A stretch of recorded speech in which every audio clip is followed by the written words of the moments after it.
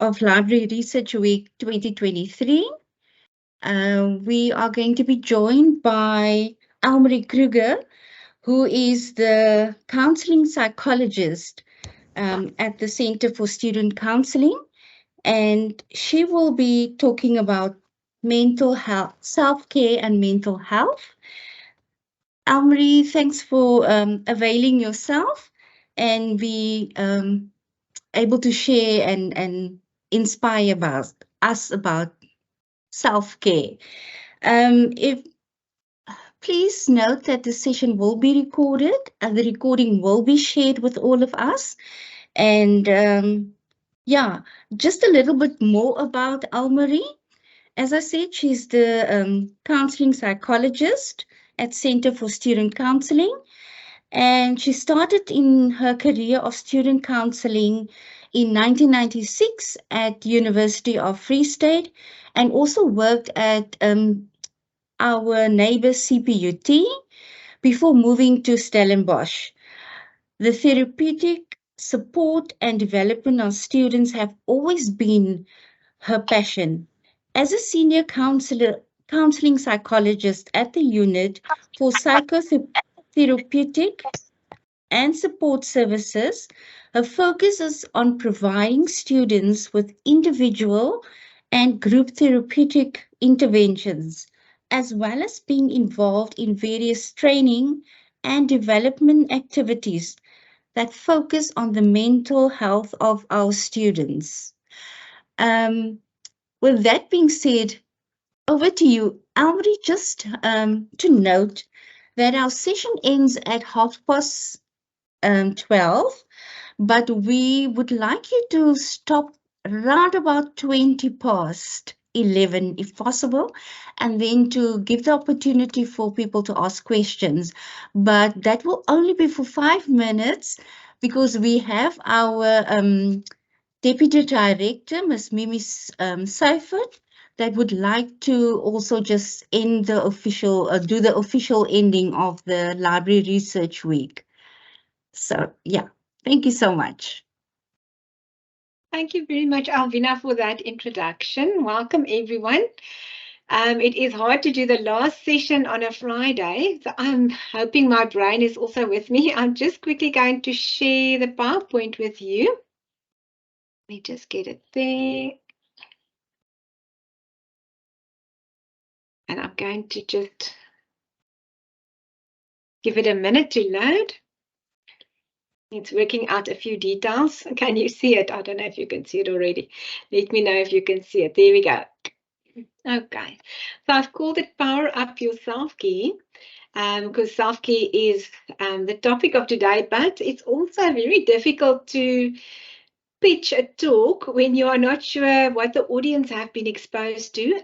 And also because this is something I do on a daily basis, it's sometimes also difficult to know, is this just obvious to me or is it obvious to everyone? So please bear with me, and if you have any questions or ideas you wanted to add, you are very welcome.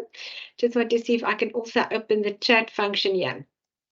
So just in case there's a question. So I will leave time for the questions.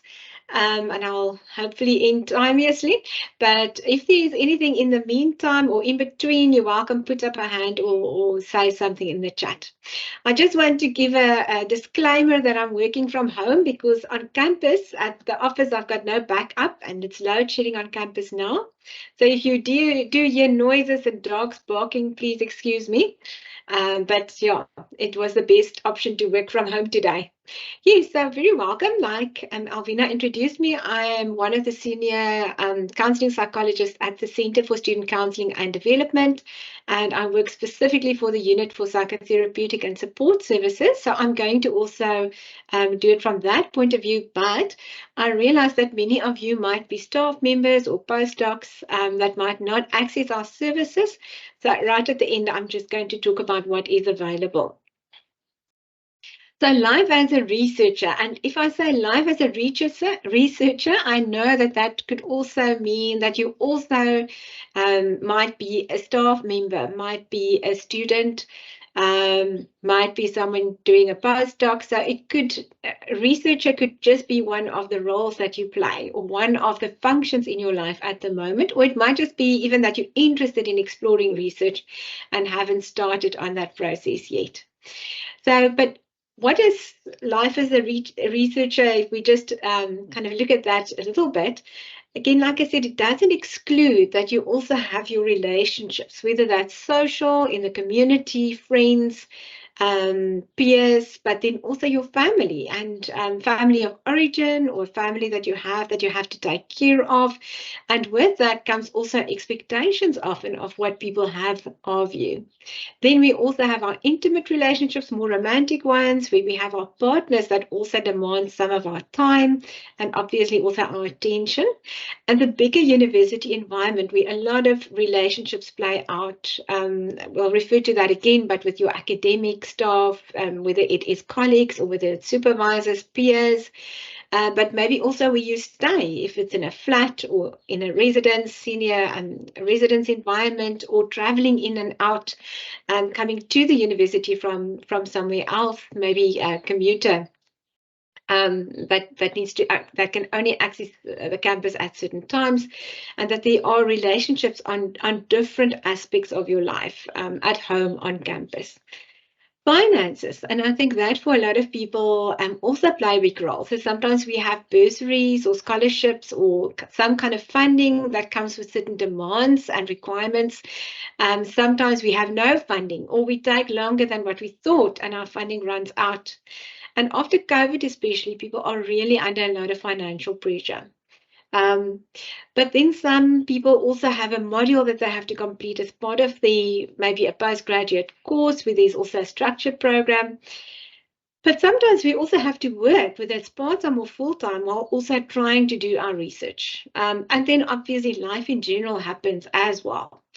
And a lot of this could be fun and exciting, but at times also stressful and overwhelming. So talking about stressful and overwhelming, the question is all stress negative? And for us, stress is that restrictive feeling, the feeling of tightness maybe. Everyone is different. Some people feel the stress in their shoulders, others get stomach ache. Yeah, so all various ways for us to experience stress, but it's often a sense of discomfort or a negative feeling, or a feeling of kind of feeling under pressure. And it's our body's response to what is happening in our environment. And the question is all stress negative? And I think it's important to remember that stress also has a role. So when we were still in our development phase as human beings, I think it's important to remember that stress is also what keeps us alive. So even if I think about going to the Kruger National Park, and maybe I'm walking, getting out of my car, which I shouldn't be doing, but there's a lion, my body needs to go into a stress reaction to make sure that I survive.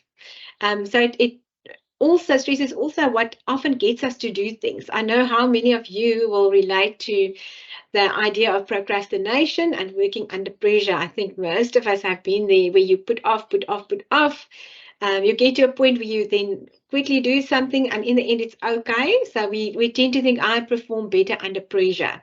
And then we tend to create those pressure situations for ourselves as well. Other people just can know that they can't deal with pressure at all, and then they just know to plan ahead and organize these things accordingly. But I think it's important to remember that pressure or stress in itself also relates to performance. So when I have no pressure, it's holiday, nothing is expected from me, then often our performance and our effectiveness is lower. But then as stress or motivation mounts, then we get to a more place of optimal functioning. But if we go beyond that point, then often that is when stress becomes anxiety or disorganization, and can lead even to on the longer term to mental health issues. So what is that optimal point? And I think it's important to remember that stress, as much as it is things around us and pressure from the outside, stress is also how do we perceive things from the inside. So what is happening in my own experience of what is putting pressure on me. So it's also how do I interpret things that happen to me. So as much as stress is from the outside, there's also an internal factor that plays a role. So that optimal point of stress is often where my experience of what I need to do or what is happening to me is that it's too much, I can't handle it, or I don't have the resources to manage it. So often when things feel out of my control, or it feels too much for me, I don't have the skills, but then I also don't have the resources. That often is the point where people start to feel, but this is not too much. But that point is also, it's not necessarily an objective outside point, and it's different for every person. So I can drive a car, I've got a license. In general, I'm not too stressed to move about in the traffic because I feel I have the skills, the experience. But if you put me into a big truck that I have to go on into Cape Town Centre with this big truck and it's an abnormal load, you will see me stress. Even though I might have skills to drive, I definitely don't have the skills to drive that kind of truck. And if there's no one there to help me, but maybe if someone drives along and helps me navigate, it might be much easier.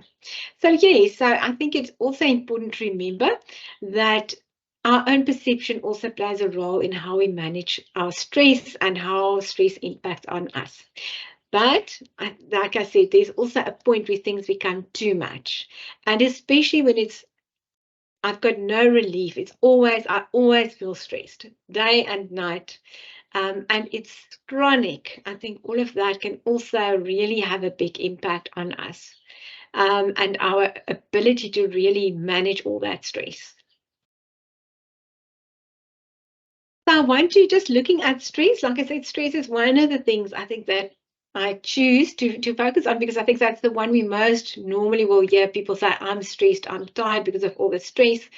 So I'm highlighting that as one of the things that impact on our self-care. But I'm going to focus a little bit on self-care and building resilience. So I think there are basic steps that all of us can follow to take care of ourselves.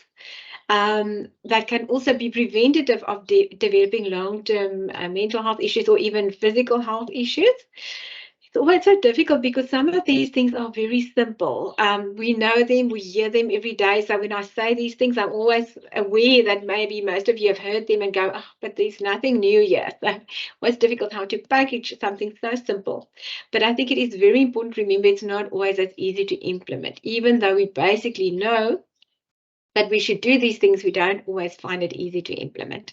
But it is important because they do act as protective factors to make sure that, and part of holistic making treatment of, or holistic taking care of ourselves.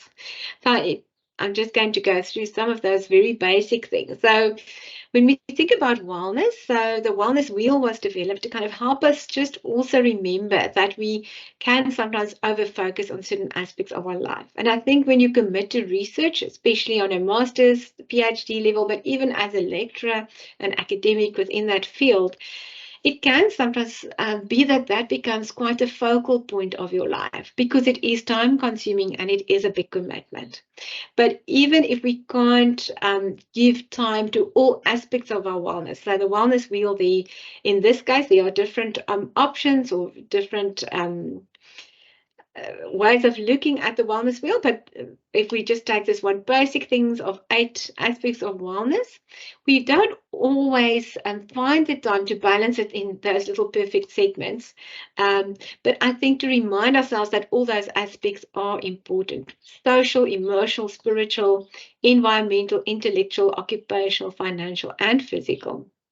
And even though we might not be able to say in a day of 24 hours, I'm going to give each one 3 hours because it's not practical. But to keep in mind that at some point I need to attend to them and I need to value them, those aspects of my life, and remind myself that I need to get them at some point and find, even if not a time balance, at least some kind of balance around how I think about myself and what is important. Hope that makes sense. I'm going to touch on a few of those aspects, and healthy lifestyle is such a basic thing. We hear about it. If you open the news feeds, if you open a magazine, if you hear me, then everyone talks about healthy lifestyle. And again, like I said, it's very basic, but it is very difficult to implement. For students particularly, for people doing research particularly, I think sleep is a difficult thing, especially people who are night owls and tend to maybe want to work or find they work best when it's dark. I have the same issue there, so I just get really fired up to do all my work when I actually have to go to bed. But it is important, and we know that melatonin in your brain that has to do with sleeping is also better produced when it's dark. But every person is an individual and every person is different. So we are saying that you need an average of 7 to 8 hours sleep a night. Some people need 9, others can get away with 6. Yeah, so it depends. But more and more research tells us that sleep is very important for cognitive functioning. And if you do sacrifice it from time to time, because tomorrow you have a deadline or a hand-in, and you have to still finish a chapter, it is important that overall that you make sure that you do get enough sleep, because sleep deprivation can lead to cognitive dysfunction, struggling to concentrate, struggling to remember, but also mental health issues. People become depressed, even suicidal, because of lack of sleep over a long period of time. So yeah, it's very important to remember that sleep is such a basic thing, but it's one of the things we tend to sacrifice first when we are under a lot of pressure. So we need to remind ourselves, even when we are under pressure, that it is very important to take care of our sleep aspect. And sometimes we can't sleep during the night because we had to hand in things, but also sleep can also be affected by worrying. So you go to bed and you lie in bed and you just can't fall asleep. And then it's important to look at what are those thoughts and why is it that my brain is struggling to shut down. And there are different things that one can use. Journaling at night. There are a lot of things around sleep hygiene, for example, to make sure that you, on a physical level, are also able to sleep in a safe space, etc. Don't use screens, don't drink coffee or any caffeine products after 5, exercise, especially early in the morning, helps even with sleep at night. So there's a lot of things available on the internet, but if it really becomes an issue, it might be important to talk to someone, especially when it's around thoughts that I'm struggling to manage. But one of the tips for sleeping is to kind of help you with shutting down thoughts. It's a breathing exercise where one can breathe in for 4 seconds, you hold it for 7, and you breathe out for 8. And you breathe into your diaphragm area, so you are very aware of where does the breath go. And the whole idea of that breathing exercise is to help your body just deregulate, calm down, but also to help you count and focus on your body so that your mind can also shut down. So there's a lot of techniques like that if people struggle to sleep. A lot of TED Talks and information like Headspace, apps and things that one can use. Exercise is just as important. It's one of the things that we know is good for us. It's not to lose weight only, not necessarily the best way of losing weight as well, but it is important for our physical and mental health. And I've put there a little table there that Campus Health have shared with me before, that sometimes we can't get to the gym and we can't spend the money on going to the gym, but we can do simple things. And you can see there how walking affects your body. Even just 3 minutes can help on a physical level, up to 90 minutes. And you'll see these specifically outside. It's very good to exercise in general, but to connect with nature and exercise outside is also very valuable. Yeah, so they say 150 minutes a week, and they say that you can also, if you don't exercise during the week, you can catch up over a weekend, depending on the kind of research you read. So it's something all of us can do, even if just going outside for a small walk, walking around, and you can do that with company, doing it with your friends or family, to also do some multitasking and also socialize in that time. Healthy eating is also important. I'm not here to promote any kind of diet. I don't know whether you should be vegan, vegetarian, or a carnivore, but healthy eating is about avoiding processed food that's got too much salt, avoiding sugars and refined food. So our microbiome in our gut actually is also part of our nervous system and actually also connects with our brain. So that is why more and more research tells us how important it is to eat healthy, and to make sure that we take care of our bodies in that way as well. So to summarize that, yeah, there's just a cartoon to just summarize: lose some weight, quit smoking, move around, and eat the carrot. But I also just want to reiterate that sometimes we really can't get to all of that. We're very busy, we've got deadlines, we feel just too much time pressure, and then that's, like I said, the first thing you leave. Try not to, but if you can't, also remember sometimes we also have unhealthy habits. But don't let go of the healthy habits. It's not all or nothing. So sometimes we struggle to quit smoking, but we can still jog and eat healthy. Or sometimes we struggle to eat healthy because we're going through a tough time and we can just go buy McDonald's to make sure our tummies are full. But then maybe at home we have a carrot. So I think just try and find the balance. But it's also a very important part of mental health. Rest of the wellness wheel. I think also important to remember, socially, mentally, and spiritually, we also need sustenance. We also need care. So finding a balance, like I said, it might not be an hour here, an hour there, an hour there to each activity, but the balance overall of attending and remembering these things are important things. If I just focus on my academics and my research, and I don't foster my connections or relationships, we find that people also don't perform as well academically, even though they put more time into that. So these things do impact on each other.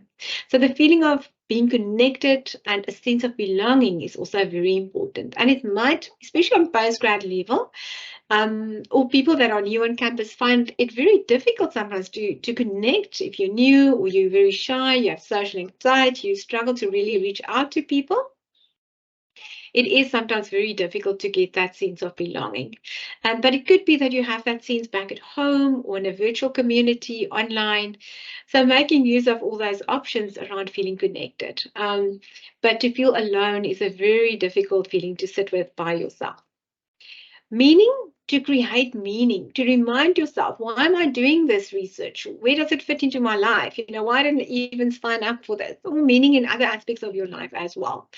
So finding meaning, and I almost want to say it's not just, so when we talk about spirituality, we know not necessarily talking about religion, although that could be an important aspect of it, but we're just talking about getting a better understanding of where I fit and what is the meaning of what I'm doing at this time in the bigger picture of my life and the bigger picture of connecting with other people. Then also a positive attitude towards life. And I always say that's not a half glass, or half full, half empty glass, because that can be very superficial way of looking at it. For me, it's more about connected to meaning, but understanding also the role that gratitude can play. For example, we find research tells us that gratitude is a very important part of mental health. So some of those changing my perspective in how I look at things can also just help me to have a bit more of a positive attitude towards life and the challenges.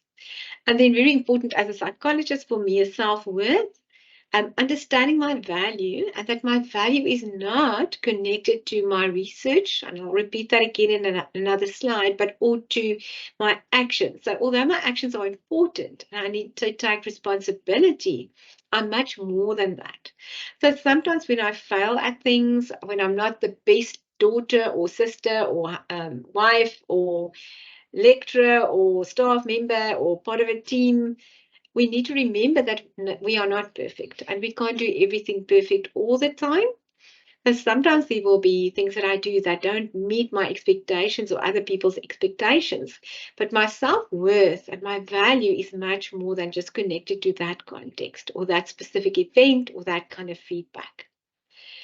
And then also part of healthy lifestyle and managing stress is to be able to create alternatives in your mind, sometimes just with your head, where you need to sometimes say, when I have a thought that I must do something in a certain way, I have to be a certain way, I have to pass, I have to get these marks, I have to have a PhD or a master's to feel that I will get a job. To also just remember that sometimes the haves and the musts put pressure on us that might be unnecessary. Yes, it would be nice to. It would add value to my life.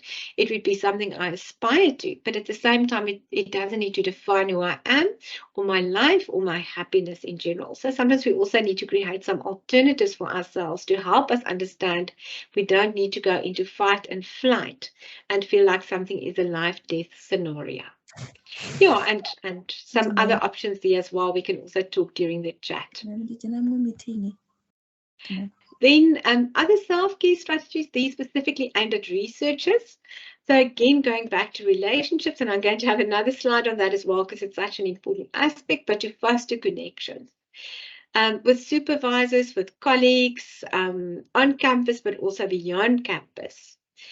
When you feel under stress and strain, to reach out to get support, whether it could be your supervisor, but it could also be other formal structures on campus, but it could also be informal structures like just people that you know that can mentor you, coaches.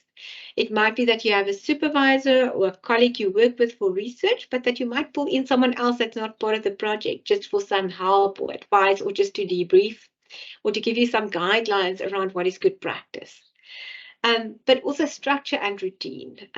Flexible, to not adhere to it in a way that causes you more stress, but routine and structure that's flexible, can give you a sense of I know where I'm going, but also to help you structure your time a little bit, because research, especially on the postgrad level, sometimes you think, okay, I've got 2 years or 3 years in which to do this, but those 2 or 3 years fly by very quickly, and then sometimes people end up feeling, oh, I didn't do what I needed to do in time. So if it's research, especially on a student level, to sometimes think about it as a job. I'm 8 to 5, and this is what I do, regular meetups with my supervisor, build that into the program.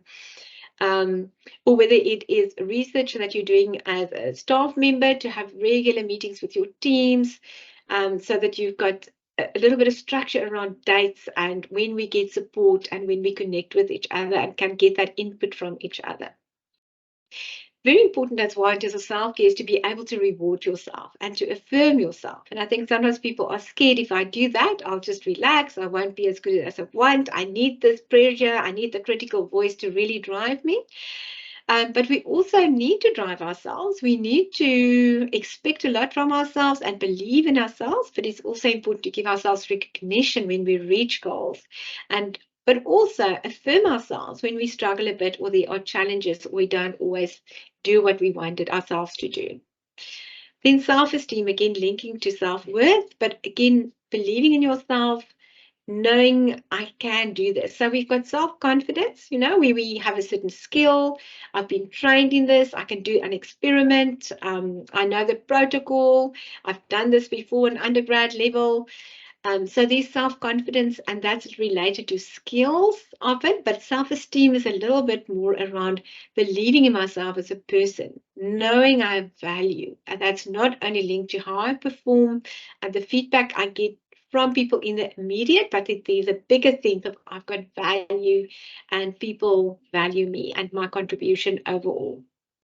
And that is so important, because if we don't have that, then it's difficult to have the self-confidence to learn new things, to take criticism and feedback that could be constructive, but we feel oversensitive about it or see it as a failure. We've got the concept of failing forward. So sometimes we fail, but we need to learn from that and move on from that. What do we take, and how to let go of feelings that go around failure, like disappointment, anger at myself? And self-esteem is part of how to manage those feelings. So that's also an important aspect of just caring for yourself. Then managing the tension between enjoying what you need to do, but also getting it done. And at some point in research, I think most people stop enjoying things. I just want to get it done. And how do you drive yourself when the motivation is not anymore, this is fun and exciting and stimulating, but now there's a lot of things that are just task orientated that I just need to finish. And how do I sometimes just do, even though I don't feel like it, to also get that balance between Also building in activities for yourself and interaction with people that can make it fun and exciting again, bring new ideas, be stimulating. And other activities outside of your research that might feed into the energy you have that you can use for your research again. So I think that's also just as important. And then communication with whoever you need to communicate with your supervisors or your colleagues, depending on your role. I think communication is such an important part of just making sure that people know our needs and that we have ways of finding help if we do need to reach out timeously or in crisis if we need a crisis kind of support as well. And communication, there's a lot of guidelines out there around being assertive, about expressing your needs, about doing it in a way that is respectful, but also being okay to sometimes just have a space in which you can debrief. And that's why the relationships are so important again, because those are the people where you can go to, who you can trust, and where you can just sometimes just talk about your feelings and experiences. So making sure you've got that kind of support group in place where you can sometimes just go and connect, debrief and talk about things that really bother you in a healthy way that will help you to let go of those feelings, move on, get a different perspective, or get the help you need. And then taking time out. So sometimes we are so busy and we feel, no, I can't take the time out because I have to focus on this. But then you end up, don't know, maybe it's just me, but watching YouTube videos or playing games on your phone or just wasting time anyway because you're really struggling, because you're really tired. So sometimes the taking time out, if it's planned and intentional, can really help you, like when you are busy, to really be able to concentrate better and be more effective.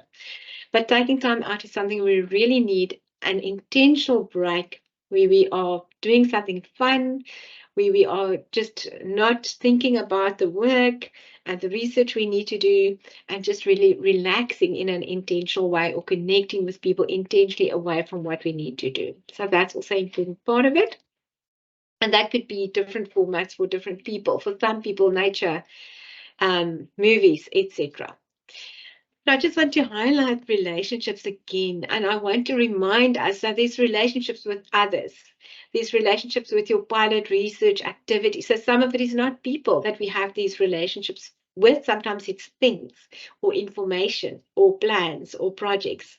But then we also have our relationships with our friends, family, our advisors, and our supporters, relationships with representatives from different institutions, especially when there's international collaboration. And then relationships with our supervisor or committees that play a role. But very important also your relationship with yourself. And that again, going back to self-esteem, self-worth, and being able to not be judgmental of yourself, critical of yourself, but having compassion for yourself. But balance that, of course, you don't just want to say everything goes. You want to really motivate yourself, push yourself, get the best out of yourself. But we don't get that by being nasty with ourselves and unduly critical with ourselves. We can also get the best out of ourselves by motivating ourselves, believing in ourselves, encouraging ourselves. But also keeping perspective, remembering, yes, research is a very important thing that I'm involved with, but it's not my whole life. I've got other aspects that I also need to take care of. And if things go wrong in the research side, because they will, your experiment won't work out. You can't find the literature you need to put into your literature study. The ethics committee says you can't continue with your topic, or your data bumps out. Things will go wrong. But remember, okay, this is one aspect of my life. And it's one part that I'm giving a lot of time to, but there are other things that need to hold me as well, remind me that I'm okay. And then very important, remembering that your thesis, your article, the research that you're doing, whatever you do, it does not define you. So for a lot of students, it's very difficult, the ones that I see in practice, when they get feedback from supervisors, it's where there's criticism, do this, change this, no, this won't work, redo this, and can feel very personal. So sometimes people stop even writing or continuing because they want to avoid that getting that hurtful criticism that can feel very personal. But to remember, it's not personal. It is not about you. It's about something that you've created, but and working on, and you're putting a lot in, but it's not you. So I think keeping that perspective is very important. Yeah, and then building onto some other techniques, also just remember to relax. I said take time out, but even just sitting when you're working, or taking a break, tea break or coffee break, to remember to breathe. And to remember that when we have the time to maybe have some meditation or mindfulness exercises. So mindfulness is about engaging with things in a non-judgmental way. So when you feel anxious, to, for example, just acknowledge the anxiety, because sometimes we also need to sit with discomfort and anxiety. Sometimes things are just very stressful. You've got a time limit tomorrow, your experiment bombed out, your data's not working, the computer froze. That is very stressful. So to normalize it and to accept that it's there. But in the moment, to also acknowledge it, but then to also see, can I breathe through it? What can I do about it now? Is this something I can do, or do I need to rather say I can't do anything about this now? I can do something about it later, but I not over worry and have anxiety about things that I don't have control over, or that's in the future that I'm not even there yet. How do I stay in the moment and in my body? So that is the very quick concept of mindfulness. So do not judge yourself because you are struggling. Rather normalize it, understand where it's coming from. To understand as well, why am I feeling this in this moment? Is it because I'm too critical of myself? Is it because the expectations are not or too much? Is it because I've not learned to say no? So that's also an important thing, to learn to say no and put down boundaries. Is it because, there's something happening in my life that's really a big deal? In addition to research, I'm also dealing maybe with loss of a loved one, or trauma, or relationship issues, or worried about financial issues. So just understand where the anxiety or the stress is coming from. But then in the moment also to say, okay, these are the things that I can do that's in my control. But also, how do I help myself to just be in the moment and okay, and remind myself that I will be okay? I think that's also an important part. Sometimes as well, I just want to highlight, so mental health disorders are more than just stress. So when people develop depression or anxiety, it could be genetic, it could be circumstantial, it could be a reactive depression, it could be hormonal, it could be chemical, but it's more than just stress. And it's also important, especially when people tell you, just pull up your socks, just get yourself together, grow a backbone. No, you're making too much of this. If this is your experience that you're really struggling with a mental health disorder, that could be depression, anxiety, post-traumatic stress. There's such a big range of them. If you've had trauma in your life, that present or past that you're struggling to deal with, those things can really also impact. And then it might be more important or very important to get help and professional support in that regard. So just quickly also checking the time. So our services are available only for registered students.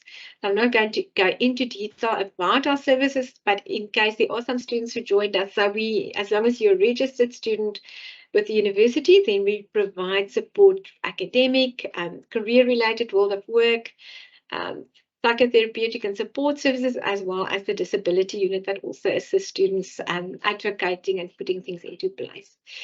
So I think it's important to also remember our services. If it's a staff member, then HR, so Shibu then takes, she's the wellness manager at HR, so to contact HR to get some support from their side. But there's also a lot of other resources off campus. Some of them are free of charge, like SADC. Some are specifically aligned to certain issues like rape, for example, rape crisis. So there's a range of free of charge and online accessible help as well. So if you are struggling, reach out. There will be some place that you can reach out, even if they just refer you on to another service. So don't struggle alone. I know a lot of people, especially high functioning people, so a lot of people in research are very high functioning, very intellectual, very academic, but can also struggle with imposter syndrome, where they often feel, I don't belong, I'm the only one struggling. People will know, they'll catch me out that I'm not clever enough. They'll find out that I really can't do this. And in those cases, I think it's also important to remember, again, going back to self-esteem and self-confidence. And just connect with people to see it's not just you. And just a quick last. I just wanted to ask the person to mute himself, him or herself, please.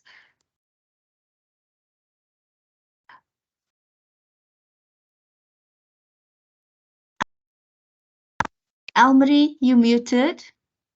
Elmarie, you muted. Oh, sorry, I must have pressed. Thank you, Alvina. It was when you spoke, I muted. Yes, I just quickly went at the last few slides. And I'll do one exercise quickly, but just to quickly go through this, you're a big group. I'm not going to ask you to respond. So just by yourself, have a look at what you see there. What do you see on that picture that I've posted or put on there? Take a moment to look and let me give you the answer. So some of you might have seen an old woman. And some of you might have seen a young woman. And I think just reflect a little bit. Can you see both now? So if you look at the old woman, you'll see that she's got if you saw the old woman to see the young woman, both of them have got a bonnet on, but the one's nose is the other one's bigger nose with a little something on the top there. Where the one's chin is, the other one's mouth is. So just see if you can see both, because sometimes we are stuck with a problem and it helps to just get some external input as to just get some external input to see something in a different light. And you see both now. Wonderful. See, there's some comments there. And this one, let's try this one as well. What do you see there? Okay, so how many of you saw a rabbit and how many of you saw a duck? Yeah, so a bird of some sort, but can you also now see the rabbit? So if the duck is looking or the bird is looking to the left and the rabbit is looking to the right. So see if you can see both. And then just the last exercise, I'm just going to show you. So when we look at stress management, one of the things you can do if you're very stressed, so also it's called body therapy. So if you can, with me, do this quickly. So you take your hands and you make a butterfly like this. Then you put it on your chest, just there where your collarbone is. And just under your collarbone, there's a little place there that you'll feel is nice and soft, little indent. So you put your hands there. Let me just see if I take my camera a notch down. It's an external camera. So if you do this and tap, just do this for a second. So I'm just going to take you through a typing exercise. So close your eyes and just listen to my voice.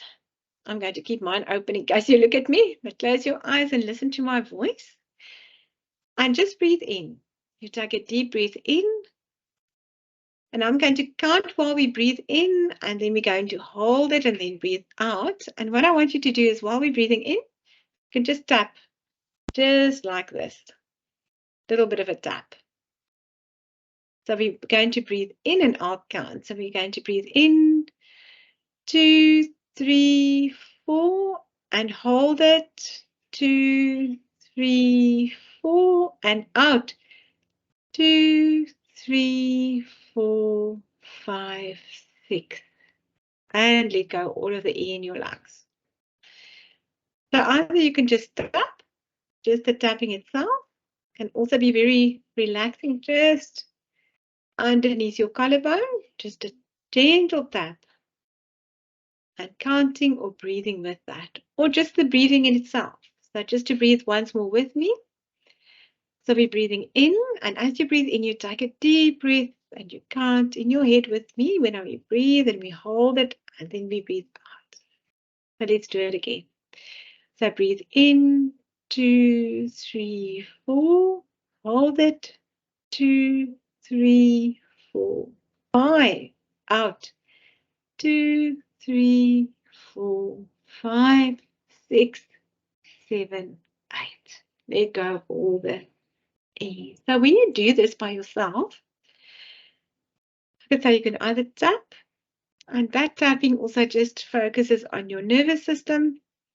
If you feel very stressed, you can tap fast and then a bit slower and slower and slower until you regulate yourself with the breathing as well. So when we want to relax with breathing, We take a breath in, we focus on where the air goes, and we expand our chest and our shoulders to make as much space for the breath as possible. Then we hold it for a moment, just to be in the moment, and then we breathe out. As you breathe out, it's longer out than in, and to let go of all the muscles. And when you let go of all the muscles, the last of the breath. And you can even imagine breathing in fresh air and breathing out all the old stale air in your lungs. You can also try and see where does the breath go into your chest area, your stomach, pushing out your stomach area to make space for the breath and pushing it back out when you let go of it to kind of help with the breath to let go. So yoga is some of the basic things, mindfulness, and those are all very important parts of self-care. It doesn't need to be long. Sometimes just breathing in and out when you're sitting in the library, in front of your computer, moving some of those muscles that feel sore, maybe conjuring up a nice soft image of being next to the beach for a moment or in a safe space, out in the air in nature. If you can't do that physically, can also help together with such a breath exercise. Okay, so just to give you one practical idea. Okay. But thank you very much for your time. I really appreciate it. And if there's any questions that you can either put in the chat, or I can't see everyone, so I don't know if someone puts up a hand, just unmute and just talk.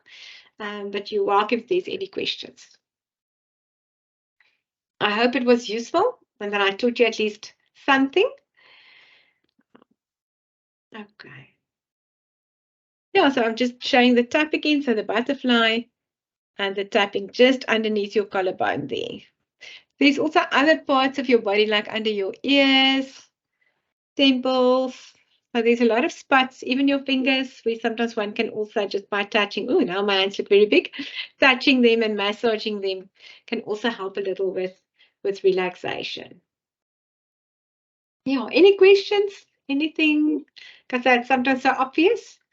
But it's more to remind you of things that you might know already. Take care of yourself. You deserve it. Self-care, I just want to make a last comment. Self-care is not a selfish thing. It's a responsible thing, because if I don't take care of myself, other people need to take care of me.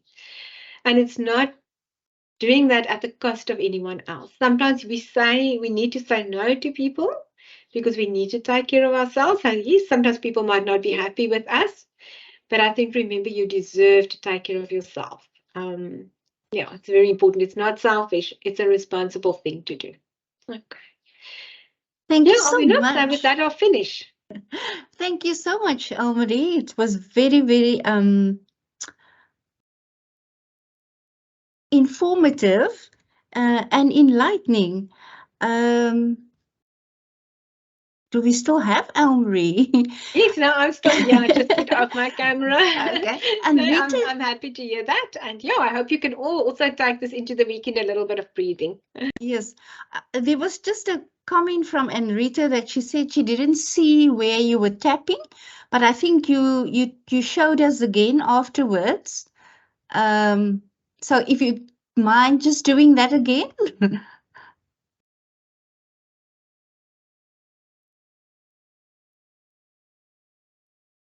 Elmarie, you muted.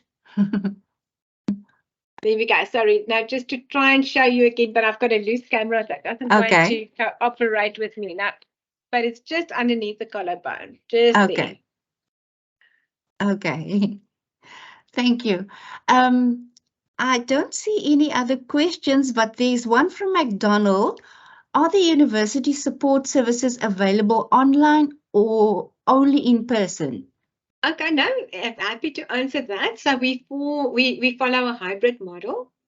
So we mostly will see people in person, but we found that doing online session really extends our reach. So we often do online as well. If people want to make an appointment with us, they email support us. It's on the slides, and you also said you will make it available. So it's on the slide, all the different units with the email addresses. So you email support us. Then there's an online process to ask for an appointment. There's an online screening, which is just to ascertain the problem and the emergency or the urgency of it, and then a referral to a therapist. And from there, then one will the therapist will normally discuss with you whether the help further on is online or in person. So it's both. Thank you. Almarie, thanks again. Once again, thank you for your session. We really enjoyed it, and I think I can speak on behalf of everybody who attended the session.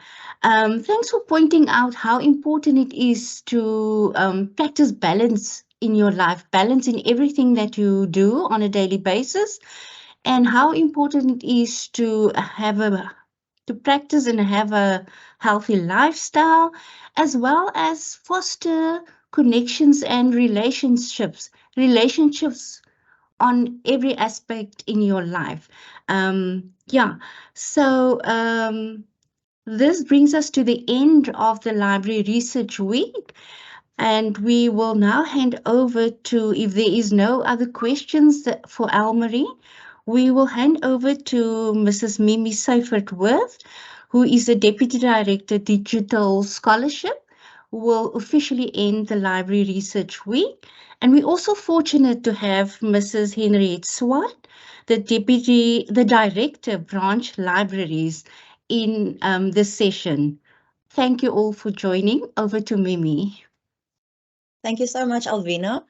Yes, so we've officially come to the end of the 11th Library Research Week. So I would just like to again thank today's presenters, which was Sam, Alison, and Almarie, and of course all the participants. So just to sum up, I've been involved with Library Research Week. I was in charge of the very first one in 2013. And although things have changed a lot and we're covering a lot of topics which we did not even know about 10, 11 years ago, for example, AI and things like research data management, the two sessions which have always been on the menu since the very first time was in fact a session on mental health and self-care and on writing. And it's good to see that the interest in these topics and the importance thereof had not diminished over the years. So I would like to officially close this Library Research Week, and I want to extend a warm word of thanks for all the presenters, all the participants, and also our library staff. Saviwe Bangani, who was in charge, is on leave today. He asked me to stand in for him. I think him and his team did a great job. And then also Alvina for facilitating the session, and Kirchner van Deventer in the background. And I think I see Bruce was also involved. I'm not sure who the whole team is, but also from on behalf of library management, a big thanks to you all. And I hope everybody have a great weekend. And I'm also gonna practice the tap if I can just get the butterfly right. Thank you all. Keep well.